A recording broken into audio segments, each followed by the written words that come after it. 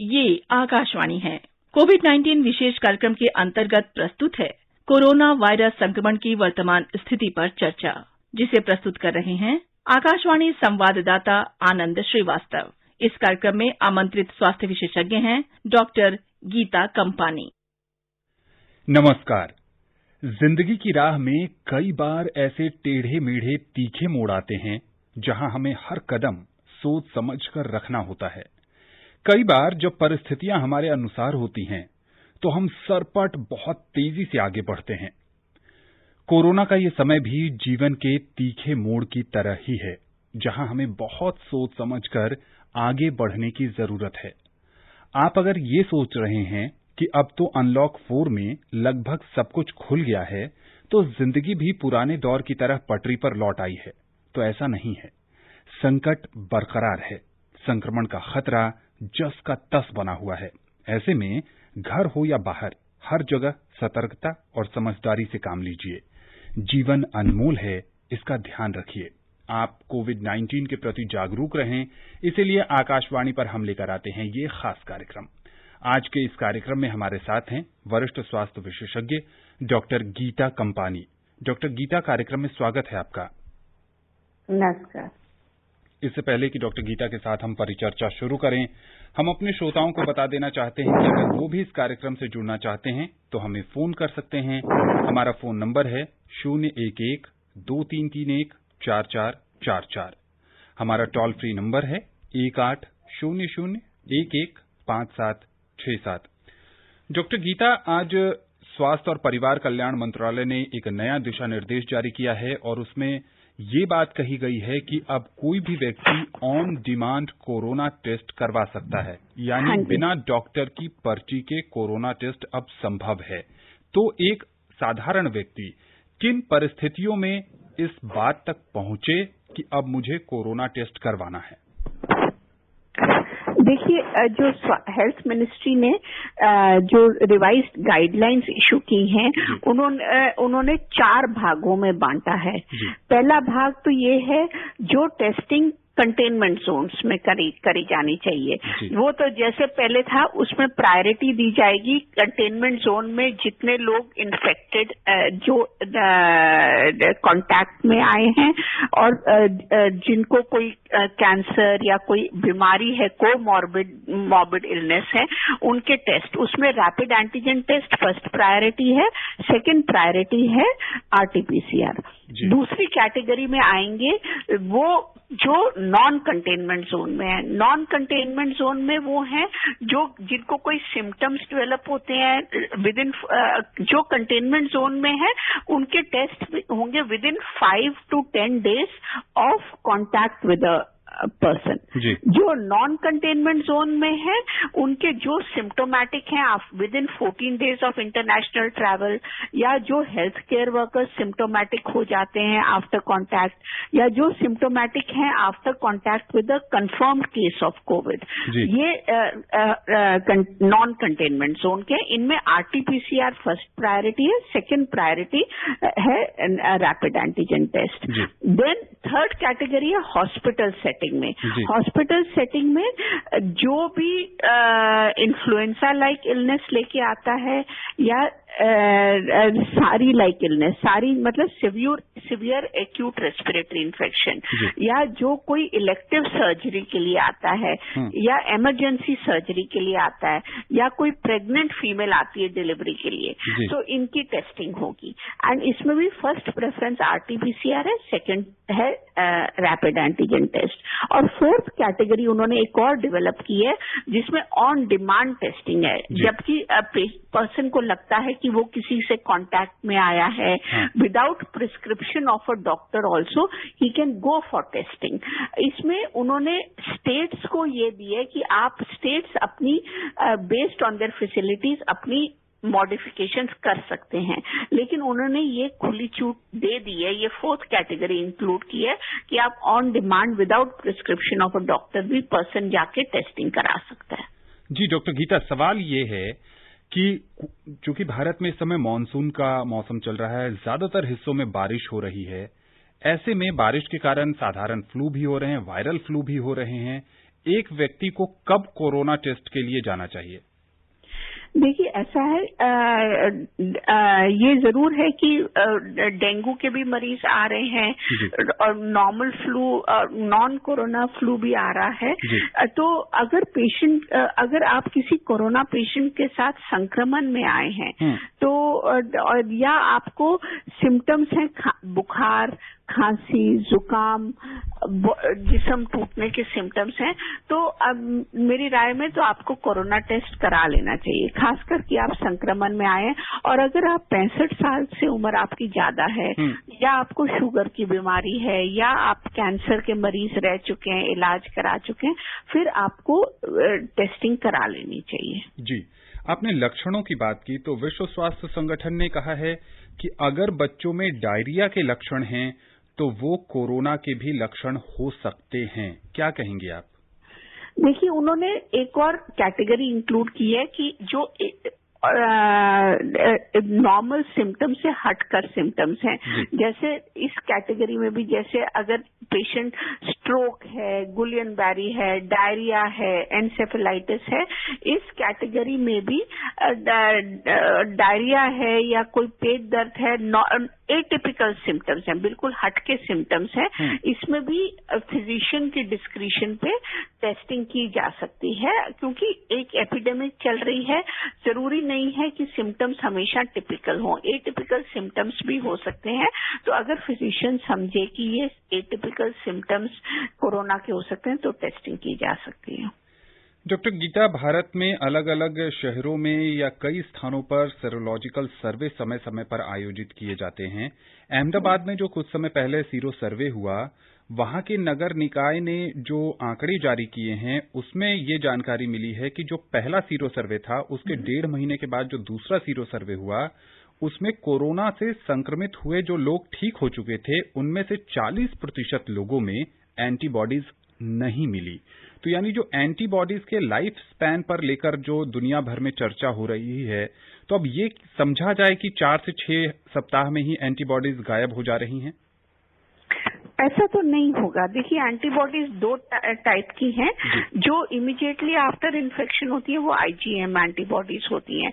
IgM antibodies up to 2 to 3 weeks तक blood में रहती हैं। उसके बाद आईजीजी एंटीबॉडीज डेवलप होती हैं। आईजीजी एंटीबॉडीज 3 वीक्स के बाद डेवलप होती हैं आफ्टर इन्फेक्शन, और ये लंबे समय तक रहती हैं। अब ये कितने समय तक रहेंगी ये देखना पड़ेगा एज द इन्फेक्शन प्रोग्रेसेस, क्योंकि ये वायरस नया है, इसकी जानकारी लिमिटेड है।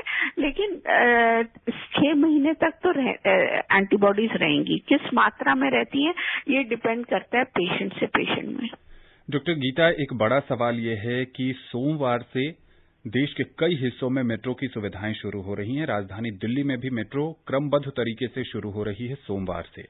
अब लोगों के जहन में ये प्रश्न उठ रहा है कि वो कई मीडिया माध्यमों से उनको ये जानकारी है कि सेंट्रलाइज्ड एसी में ज्यादा समय अगर आप बिताएंगे तो संक्रमण का खतरा हो सकता है। मेट्रो भी एक ऐसी ही जगह है जहां सेंट्रलाइज्ड एसी का प्रयोग किया जाता रहा है। ऐसे में जो यात्री मेट्रो का सफर करने वाले हैं सोमवार से, आप उनको क्या और एहतियात बरतने की सलाह देंगी? देखिए, ये जरूर है कि मेट्रो में संक्रमण की संभावना बढ़ेगी। तो मैं ये एडवाइस करूंगी, एक तो अगर आपको कोई भी बुखार है, जुकाम है, खांसी है, तो ये एज अ गुड सिटीजन आपकी अपनी ड्यूटी है कि आप मेट्रो में मत ट्रैवल करिए। आप घर में रहिए, अपने आप को अपना टेस्टिंग करा लीजिए, और खासकर अगर आपको लगता है आप किसी कोविड पेशेंट के कांटेक्ट में आए हैं या आप फ्रंटलाइन हेल्थ केयर वर्कर हैं, और तो आप बिल्कुल मेट्रो में मत ट्रैवल करिए, घर में रहिए और अपना टेस्ट कराइए। दूसरा, जो ट्रैवल कर रहे हैं वो मास्क डाल के ट्रैवल करें, और ये हमें जरूर देखना होगा कि मेट्रो जैसे जैम पैक नहीं होनी चाहिए। तो नंबर ऑफ पीपल जो एक कंपार्टमेंट में है उनको लिमिट करना पड़ेगा, वो सरकार जरूर करेगी। और जो भी ट्रैवल कर रहे हैं वो मास्क, क्योंकि अगर सब लोगों ने मास्क डाले हैं तो एक दूसरे से संक्रमण होने की संभावना बहुत कम हो जाती है। दूसरा, जब आप मेट्रो में जाते हैं तो कोशिश कोशिश करिए रेलिंग्स को मत छूइए, जितना कम से कम छूइए, और कम से कम चीजों को हाथ लगाइए, क्योंकि ये वायरस एक दूसरे से इन्फेक्शन खांसी जुकाम से खांसने से फैलता है, और दूसरा जब आप खांसते हैं तो सरफेसेस पे भी रह जाता है। Depending on type of surface ये 9 दिन तक सरफेस पे रह सकता है। तो आप कोशिश करिए जब आप एस्केलेटर पे चढ़ रहे हैं, मेट्रो के अंदर चढ़ रहे हैं, आसपास अपने हाथों को अपने पॉकेट में रखिए, चीजों को कम से कम छूइए। तो और जब आप बाहर निकलते हैं मेट्रो से तो आप हाथों को अच्छे से धो लीजिए, और उसके बाद सैनिटाइज करिए विद अ सैनिटाइजर जिसमें 60 to 70% आइसोप्रोपाइल अल्कोहल हो। तो ये सब प्रिकॉशंस आप नियम से बरतिए अगर आप मेट्रो में ट्रैवल कर रहे हैं, तो मेरे ख्याल से फिर हम कम से कम संक्रमण पे आ सकते हैं। जी बिल्कुल, और हम अपने श्रोताओं को ये भी बताना चाहते हैं कि डीएमआरसी यानी दिल्ली मेट्रो रेल कॉरपोरेशन ने मेट्रो के लिए दिशा निर्देश जारी किए हैं। अगर आप मेट्रो से सफर करने की सोच रहे हैं तो पहले आप उन दिशा निर्देशों को पढ़ लें ताकि आपको यात्रा में किसी तरह की कोई परेशानी न हो। वर्धा से लीलाधर जी जुड़ चुके हैं। लीलाधर जी, कार्यक्रम में स्वागत है आपका। जी पूछिए, क्या जानना चाहते हैं लीलाधर जी? हाँ, नमस्ते सर। नमस्ते मैम। नमस्ते। मेरा एक प्रश्न है कि महाराष्ट्र, केरला, तमिलनाडु के एरिया में अगर देखा जाए तो मौत का आंकड़ा थोड़ा ज्यादा है, उसकी वजह क्या है? और एक दूसरा प्रश्न मेरा ये है कि अब बसें वगैरह सब चालू हो गया है, तो अब कोविड के तो लोग ज्यादा बढ़ेंगे, ये तो स्वाभाविक बात है, और वेदर भी वैसा उसमें काम करेगा ही, ये तो दुख की बात है। लेकिन उसके लिए क्या अपने पास में पूरी ऐसी सुविधा उपलब्ध है अगर लोग बढ़ गए हैं तो मृत्यु का रेट कम रखने के लिए? डॉक्टर गीता ये जानना चाह रहे हैं कि महाराष्ट्र, केरल और तमिलनाडु में देश के दूसरे हिस्सों की तुलना में मृत्यु दर अधिक है, इसका क्या कारण है? देखिए, 2 चीजें होती हैं। एक तो वायरस कितना रैपिडली शरीर में मल्टीप्लाई करता है, ये वायरस के स्ट्रेन पर डिपेंड करता है। दूसरा होस्ट फैक्टर्स होते हैं कि इंसान जो संक्रमित हुआ है उसकी इम्यूनिटी कैसी है, उसमें और कोई बीमारियां भी हैं। तो जब भी इन्फेक्शन किसी भी चीज से होती है, बैक्टीरिया या वायरस से, 2 फैक्टर्स होते हैं। एक तो वायरस का फैक्टर होता है, एक होस्ट का फैक्टर होता है कि होस्ट का रिस्पॉन्स टूवर्ड्स द वायरस कैसा है। तो depending on these 2 factors and infection फैलती है शरीर में। तो वायरस का स्ट्रेन कैसा है जिसने इन्फेक्ट किया है और होस्ट का रिस्पॉन्स कैसा है, तो उसी पे डिपेंड करता है कि कई लोगों को एसिम्टोमेटिक रहते हैं, कईयों को माइल्ड सिम्टम्स होते हैं, कईयों को मॉडरेट होते हैं और कईयों को सीवियर इन्फेक्शन होती है। सो इस पे डिपेंड करता है कि कैसी इन्फेक्शन होगी। जी बिल्कुल, और ये दूसरा प्रश्न इनका ये है कि जिस रफ्तार से देश में कोरोना संक्रमितों का आंकड़ा बढ़ रहा है, क्या उसके लिए भारत में पर्याप्त स्वास्थ्य सुविधाएं मौजूद हैं? देखिए, हमारी कंट्री में फिर भी डिपेंडिंग ऑन जितनी हमारी पॉपुलेशन है उस हिसाब से हमारी इन्फेक्शन रेट इतनी नहीं है, बट डेफिनेटली इन्फेक्शन बढ़ रही है, कम्युनिटी स्प्रेड हो रहा है। तो इसमें हर नागरिक का अपना कर्तव्य है कि वो इसको कोशिश करे कि कम से कम संक्रमण होए। ये उसी तरह से कोशिश हो सकता है कि एक तो सोशल डिस्टेंसिंग रखें, मास्क जब भी बाहर जाएं मास्क डाल के जाएं, और हैंड सैनिटाइजेशन ऑब्जर्व करें। और जो भी कंटेनमेंट जोन में, उसमें मेन थिंग इज कि जितने कॉन्टैक्ट्स हैं उनको टेस्ट करें, उनको आइसोलेट करें, उनको ट्रेस करें और उनको आइसोलेट करें। यही पॉलिसी रहनी चाहिए जिससे हम संक्रमण कंट्रोल कर सकें। जी बिल्कुल। ओडिशा से बुलू पटनायक जी जुड़ चुके हैं। बुलू जी, कार्यक्रम में स्वागत है आपका। सर नमस्कार। नमस्ते। My name is Bulu Patnaik, Alapur, Keonjhar district, Odisha state. My question, what is isolation and quarantine? Doctor Geeta, ये जानना चाह रहे हैं कि आइसोलेशन और क्वारंटीन में क्या फर्क है? आइसोलेशन और क्वारंटाइन में कोई फर्क नहीं है। ये जो आइसोलेशन क्वारंटाइन सेम थिंग है। It can be in the hospital और it can be at home. अब ये किया जा रहा है जो एसिम्प्टोमेटिक माइल्ड सिम्टम्स वाले या मॉडरेट सिम्टम्स वाले भी हैं, वो होम आइसोलेशन किए जाते हैं for 10 days from the time of onset of symptoms, या जब 3 दिन तक बुखार नहीं रहता है, एंड उसके बाद और 7 days के लिए उनको ऑब्जर्व किया जाता है। जी बिल्कुल। डॉक्टर गीता, विश्व स्वास्थ्य संगठन ने कहा कि अगले वर्ष जून तक ही किसी प्रभावी वैक्सीन के आने की उम्मीद है। इसके क्या मायने समझे जाएं? वैक्सीन के बारे में आप क्या पूछा आपने? I didn't get your question. जी, विश्व स्वास्थ्य संगठन ने कल कहा कि अगले वर्ष जून तक ही किसी प्रभावी वैक्सीन के आने की उम्मीद है। अच्छा, हाँ जी। इससे यही है कि अभी ट्रायल्स चल रहे हैं, तो अब 3 कंपनीज हैं जो इंडिया में भी ट्रायल्स कर रही हैं, विश्व में ट्रायल्स चल रहे हैं। तो जब फेज 3 ट्रायल्स कंप्लीट हो जाते हैं और वैक्सीन की बहुत जरूरी है कि वैक्सीन ज्यादा लोगों पे इस्तेमाल हो, ताकि एक तो उसकी इफेक्टिवनेस देखी जाती है, दूसरी उसकी सेफ्टी देखनी भी बहुत जरूरी होती है। तो जब ये दोनों चीजें देखी जाएंगी तभी वो मार्केट में आ पाएगी। जी बिल्कुल। धार से अनोखे सिंह जी जुड़ चुके हैं। अनोखे जी, कार्यक्रम में स्वागत है आपका। सर जी नमस्कार। नमस्ते सर जी, ये कि हमारे गांव में जैसे चाय की दुकान की 3 एक ही परिवार की जी, वो पूरे गांव में चाय अगर पीते थे गांव वाले सभी, हम सभी, और वहाँ पे कोरोना निकल गया सर उस चाय वाले के यहाँ पे, और वो दूध भी वितरण करते थे जी।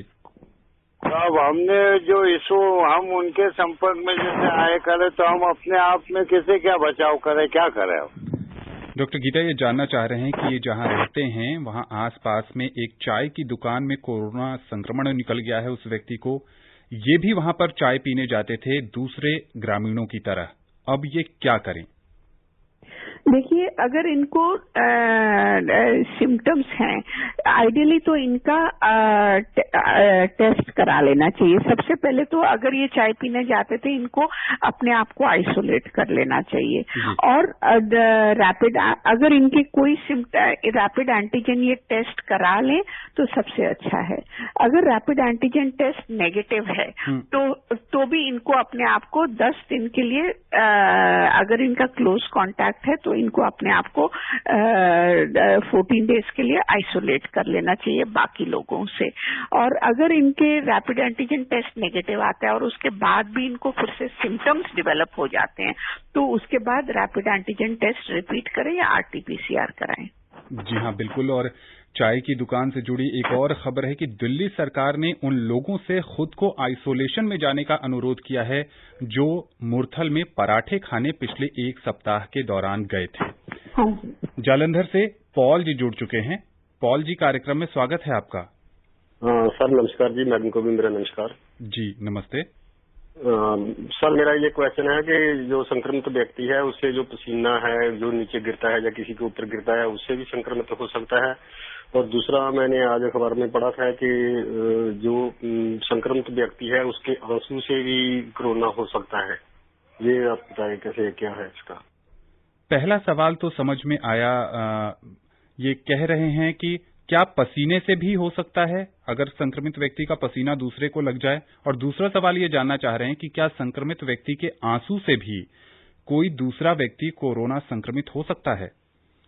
नहीं, देखिए, पसीने से तो नहीं होता है, लेकिन जो खांसी जुकाम डेफिनेटली आंसू से नहीं, लेकिन जो खांसते हैं, छींकते हैं और वो सिक्रीशंस जो हवा में आती हैं उनसे हो सकता है। और ये भी पाया गया है कि जो स्टूल में भी ये वायरस स्टूल में एक्सक्रीट होता है, तो लैट्रिन का डिस्पोजल जहाँ पे अगर ठीक नहीं है तो उससे भी संक्रमण हो सकता है, लेकिन पसीने से और आंसू से ऐसा नहीं है। लेकिन ये जरूर है, अगर आपने कहीं किसी सरफेस को छुआ है और वहाँ वायरस था और उसी सरफेस से वही हाथ से अगर आप अपने आंखों को छूते हैं और आंखों से पानी निकलता है या आंखें छूते हैं तो उससे संक्रमण हो सकता है। जी हाँ, चूंकि ये नोवेल कोरोना वायरस है और समय समय पर नए नए शोध और रिसर्च पेपर्स प्रकाशित हो रहे हैं और उसी के माध्यम से ये भी तय होता है कि कौन सी दवाइयों का इस्तेमाल किया जाए और किस तरह से इलाज में आगे बढ़ा जाए। जौनपुर से राजधर मिश्र जी जुड़ चुके हैं कार्यक्रम में। राजधर जी, कार्यक्रम में स्वागत है आपका। नमस्कार सर। नमस्ते सर, मेरा सवाल है कि अभी इसमें कोरोना का जो मतलब कि सेंटर है सर, गांव में बहुत ज्यादा सर हो रहा है सर। इसका रीजन मतलब ये क्या है कि मतलब कि लेट की तरफ से क्यों हो रहा है? क्योंकि स्टार्टिंग में देखिए दिल्ली में भी जो महीने पहले से कुछ कम हो गया था, अभी फिर बढ़ रहा है सर जी। तो ऐसा इसमें क्यों हो रहा है सर? डॉक्टर गीता, ये समझने की कोशिश ये करना चाह रहे हैं कि गांव में अब तेजी से कोरोना फैल रहा है, क्यों? और इनका दूसरा सवाल ये भी है कि दिल्ली जैसे बड़े शहर में जहां कोरोना के मामले कम हो गए थे, अब फिर से वो रफ्तार पकड़ रहे हैं। इसके पीछे का क्या कारण है? देखिए, इसके पीछे का एक ही कारण है कि लोगों ने जो वो प्रिकॉशंस बरत रहे थे, वो प्रिकॉशंस उन्होंने कम बरतनी शुरू कर दी हैं। लॉकडाउन खुलने से वो सोच रहे हैं कि प्रिकॉशंस भी कम हो गई हैं। ऐसा नहीं है, उल्टा लॉकडाउन खुलने से प्रिकॉशंस ज्यादा लेने की जरूरत है, क्योंकि जो पहले लॉकडाउन में आपको लोग कम मिलते थे सड़क पे, वो अब ज्यादा मिल रहे हैं। तो हमें जो प्रिकॉशंस हैं सोशल डिस्टेंसिंग की, जब भी बाहर जाएं मास्क डाल के जाएं और हैंड सैनिटाइजेशन की, ये प्रिकॉशंस यूनिवर्सल प्रिकॉशंस है। और लॉकडाउन खुल जाने से ये प्रिकॉशंस नहीं खत्म होती, ये प्रिकॉशंस उल्टा ज्यादा बढ़ जाती हैं।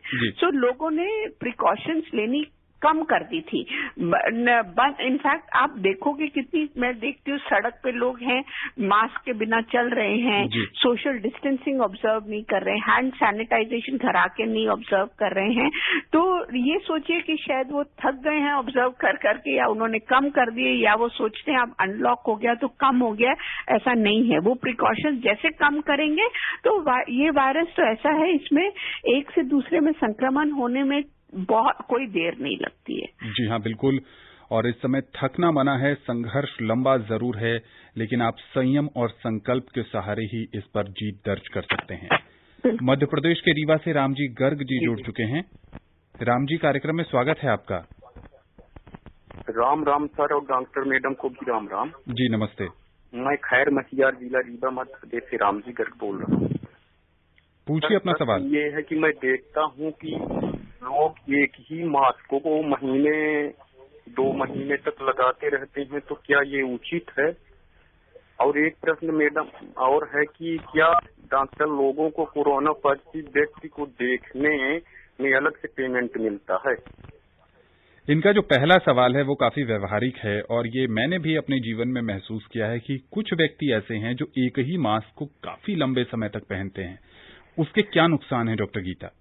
देखिए, ये जो कॉटन मास्क अवेलेबल हैं, आप इनको लंबे समय तक पहन सकते हैं। अगर मास्क आपको आपका नाक मुंह ठीक से साइड से ढक रहा है, आप उसको पहन सकते हैं। आप उसको रोज एक बार जब आप घर आते हैं उसको धो लीजिए, सुखा के अगले दिन पहन सकते हैं, इसमें कोई परेशानी नहीं है। लेकिन जो ट्रिपल लेयर मास्क हैं या जो डिस्पोजेबल मास्क हैं, अगर वो गीले हो जाते हैं तो आप उनको चेंज कर लीजिए। तो बाकी जो कॉटन मास्क है उनको आप नियम से रोज धोइए, आप उनको लंबे समय तक पहन सकते हैं। अगर वो ढीले नहीं हो रहे, साइड से आपके नाक मुंह को ठीक से कवर कर रहे हैं, तो लंबे समय तक पहनने में कोई प्रॉब्लम नहीं है। जी हाँ, बिल्कुल। और इनका दूसरा सवाल ये है कि क्या चिकित्सकों को कोरोना मरीज देखने के लिए अतिरिक्त भुगतान सरकार कर रही है? नहीं, बिल्कुल नहीं, कोई अतिरिक्त भुगतान नहीं कर रही है। जी डॉक्टर गीता, कोरोना के साथ साथ उन लोगों की भी समस्याएं बढ़ गई हैं जो पहले से किसी दूसरी बीमारी से परेशान थे। पहले लॉकडाउन और अब लगातार संक्रमित लोगों की संख्या बढ़ने से वो डॉक्टर के पास जाने से हिचक रहे हैं। उन्हें डर लग रहा है कि अगर मैं अस्पताल जाऊंगा तो कहीं मैं कोरोना संक्रमित तो नहीं हो जाऊंगा। और ऐसे में उनकी बीमारी किस स्टेज पर पहुंच रही है, क्या दवाई की डोज कम करने की जरूरत है, बढ़ाने की जरूरत है, वो ठीक से ट्रीटमेंट नहीं हो पा रहा है। ऐसे लाखों करोड़ों लोग इस देश में हैं, उनसे आप क्या कहेंगी? देखिए, जो मरीज जैसे शुगर के मरीज हैं, ब्लड प्रेशर के मरीज हैं, दवाई ले रहे हैं, अगर उनका ब्लड प्रेशर शुगर कंट्रोल्ड है, घर पे वो चेक कर लेते हैं, तो सरकार ने भी यही किया है कि उनकी दवाइयाँ वो रिन्यू कर सकते हैं, अपने आप दवाइयाँ केमिस्ट से खरीद सकते हैं और बाद में बिल सबमिट कर सकते हैं। क्योंकि डेफिनेटली ये है कि आप हॉस्पिटल जाएंगे, थोड़ा एक्सपोजर तो हॉस्पिटल में ज्यादा होता है, तो जब तक जरूरत नहीं है, आप कंट्रोल्ड है, आपकी शुगर ब्लड प्रेशर, वही दवाइयाँ ले रहे हैं, आप ले लीजिए और बाद में आप बिल सबमिट करके क्लेम कर सकते हैं। लेकिन अब जब तक हॉस्पिटल आप तभी जाइए जब आपको जरूरी हो, या जैसे जो डायलिसिस के मरीज हैं उन्होंने जाना ही है और डायलिसिस के लिए, या जो और कोई बीमारी है तो आपको दिखाने जाना है, वो अलग बात है। लेकिन रूटीन में अगर आपकी दवाइयाँ चल रही हैं, आप कंट्रोल्ड हैं, तो आप अपनी दवाइयाँ रिन्यू कर सकते हैं। जी। मंदसौर से बसंती लाल जी जुड़ चुके हैं। बसंती लाल जी, कार्यक्रम में स्वागत है आपका। हाँ सर जी, नमस्कार। मैं सगोरिया स्कूल जिला मंदसौर मध्य प्रदेश से बसंती लाल सूर्यवंशी बोल रहा हूँ। डॉक्टर साहब, मेरे 2 प्रश्न है। जैसे कपड़े पे वायरस कितनी देर तक जिंदा रह सकता है और कपड़े धोने के बाद कितनी देर बाद फेरना चाहिए? कपड़े पर ये वायरस कितनी देर तक जिंदा रह सकता है? देखिए, इसके बारे में कुछ एग्जैक्टली हम नहीं कह सकते कितनी देर तक, लेकिन अगर आप बाहर होके आते हैं, खासकर अगर आप किसी अस्पताल होके आए हैं, जैसे हम लोग हॉस्पिटल से आते हैं, तो आप घर में घुसते सारी अपने कपड़ों को बदल लीजिए और वो कपड़ों को आप अच्छे से साबुन से धो के धूप में सुखा दीजिए। गर्म पानी में धो लें साबुन से तो ज्यादा बेटर है, और फिर सुखा दीजिए। और एक बार वो सूख जाते हैं तो आप उसको डाल सकते हैं, और ऐसा कुछ नहीं है। ये वायरस अगर बिना धोए आप कपड़े डालें, उन पे अगर आप किसी से संक्रमण में आए हैं, तो ये वायरस कपड़ों पे या आपके हाथ पे रह सकता है। अब कितनी देर रहता है? अप टू 9 डेज ये रह सकता है सरफेसेस पे। डिपेंड करता है वो सरफेस कैसा है, लकड़ी है, कपड़ा है, तो एग्जैक्टली कितनी देर तक कौन से सरफेस पे रहता है ये मालूम नहीं है, बट ये लंबे समय तक अप टू 9 डेज सरफेसेस पे जिंदा रह सकता है। जी। राजस्थान के अलवर से जगदीश प्रसाद जी जुड़ चुके हैं। जगदीश जी, कार्यक्रम में स्वागत है आपका। हेलो जी, जगदीश जी, अपना सवाल पूछिए। हेलो, आपकी आवाज हमें मिल रही है, अपना सवाल पूछिए। हाँ जी, क्या जानना चाहते हैं आप? सर, मैं ये जानना चाह रहा हूँ कि जैसे अपन कहीं कोई टैक्सी करके किराए पे जा रहे हैं, तो उसमें हमें क्या पता चलेगा कि इसमें कोरोना संक्रमित के कोई जीवाणु हैं या ड्राइवर संक्रमित हो सकता है? ये जानना चाह रहे हैं डॉक्टर गीता कि अगर ये किसी टैक्सी से कहीं जा रहे हैं तो क्या सावधानी बरते। सवाल इनका वैसे ये है कि इन्हें कैसे पता चलेगा कि कोई संक्रमित व्यक्ति इस पे बैठ चुका है पहले, या ड्राइवर संक्रमित है या नहीं। ये तो पता लगाना बहुत मुश्किल है। कैसे पता लगा सकते हो आपकी वो है कि नहीं है? वैसे तो जो ये उबर हैं, ओला हैं, वो वैसे भी अपनी रिस्पॉन्सिबिलिटी ले रहे हैं कि ड्राइवर संक्रमित नहीं है, लेकिन ये पता लगाना तो बहुत मुश्किल है। तो आप अपने आप को ही प्रोटेक्ट करिए, आप मास्क डाल के रहिए, और अगर आप उसमें बैठ रहे हैं, आप डिस्टेंस मेंटेन करिए, सोशल डिस्टेंस मेंटेन करिए, ड्राइवर से आपका डिस्टेंस है, आप दूसरे कोने में बैठिए और आप मास्क डाल के बैठिए, और कोशिश करिए कि आप जैसे उतरते हैं आप अपने हाथ को मुंह पे, नाक पे मत छूइए, उससे पहले आप धो लीजिए और उनको सैनिटाइज करिए, और कोई वे नहीं है। जी डॉक्टर गीता, अब कार्यक्रम में समय नहीं है कि आपसे किसी और पहलू पर चर्चा करें। आकाशवाणी के इस विशेष कार्यक्रम से जुड़ने के लिए और विशेषज्ञ राय साझा करने के लिए आपका बहुत बहुत शुक्रिया। तो थकना मना है, संघर्ष लंबा जरूर है, लेकिन सरकारी दिशा निर्देशों का पालन करके ही हम कोरोना संक्रमण से बच सकते हैं। स्वस्थ रहिए, खुशहाल रहिए। नमस्कार। कोविड-19 विशेष कार्यक्रम के अंतर्गत अभी आप सुन रहे थे कोरोना वायरस संक्रमण की वर्तमान स्थिति पर चर्चा, जिसे प्रस्तुत कर रहे थे आकाशवाणी संवाददाता आनंद श्रीवास्तव। इस कार्यक्रम में आमंत्रित स्वास्थ्य विशेषज्ञ थीं डॉक्टर गीता कंपानी। ये कार्यक्रम आकाशवाणी के समाचार सेवा प्रभाग द्वारा प्रस्तुत किया गया। इसे आप हमारे mobile app news on AIR पर भी सुन सकते हैं। इस कार्यक्रम के संबंध में अपनी प्रतिक्रिया आप हमें ईमेल कर सकते हैं। पता है AIRNSDtalks@gmail.com। ये कार्यक्रम फिर से सुनने के लिए लॉग ऑन करें हमारी वेबसाइट newsonair.com।